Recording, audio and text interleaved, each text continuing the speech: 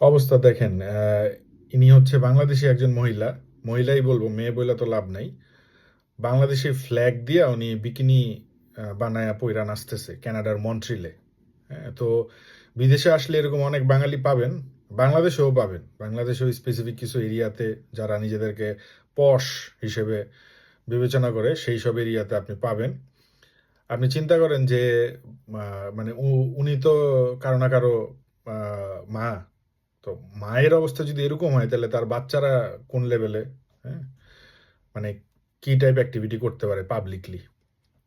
So আসলে বলার কিছু নাই, এগুলো হচ্ছে আপনি দেখবেন যে খালি টাকা থাকলেই মানে আপনি কিন্তু স্ট্যান্ডার্ড না, বা শো অফ করতে পারলেই আপনি স্ট্যান্ডার্ড না। দেখবেন আপনি অনেক লোকজনের অনেক টাকার মালিক, বাট তাদের ফ্যামিলিতে সবাই এডুকেটেড এবং খুবই ডাউন টু আর্থ, এরকম অনেক ফ্যামিলি কিন্তু বাংলাদেশে পাবেন। তো ইভেন বিদেশেও সাদা চামড়া দেখলেই যে ও ভালো, ব্যাপারটা কিন্তু এরকম না। দেখা যাবে ও এখানে কিছুই নাই, মানে ভ্যাগাবন্ড ঘুরে বা পড়াশোনা ঠিক মতো করে নাই, এই ধরনের ফ্যামিলিতে পইরা গেলে আপনি কিন্তু বিদেশেও ধরা। বিদেশেও কিন্তু আপনি আহ, বাইরে থেকে আউটলুক দেখেই বুঝতে পারবেন, যে তার অ্যাক্টিভিটি দেখেই বুঝতে পারবেন যে সেই স্ট্যান্ডার্ড ফ্যামিলি থেকে বিলং করে না এই যে হাঙ্কি পাঙ্কি। হ্যাঁ, তো আহ, মানে কিছু বলার নাই। মানে সে ফ্ল্যাগ, অবভিয়াসলি সে তো শো অফ করার জন্য এই কাজটা করছে। তো এরকম আরো কিছু উম, আহ, ইয়া নিয়ে অ্যাক্টিভিটি নিয়ে সামনে ভিডিও দিব নে।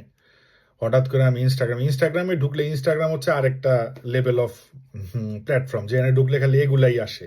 হ্যাঁ, আহ, মানে পুরা উল্টাপাল্টা ভিডিও আর ছবি দেওয়া ছয় লাভ। ইনস্টাগ্রাম কোনো কপি, কমিউনিটি স্ট্যান্ডার্ডে কোনো ঝামেলা হয় না, কিছু হয় না।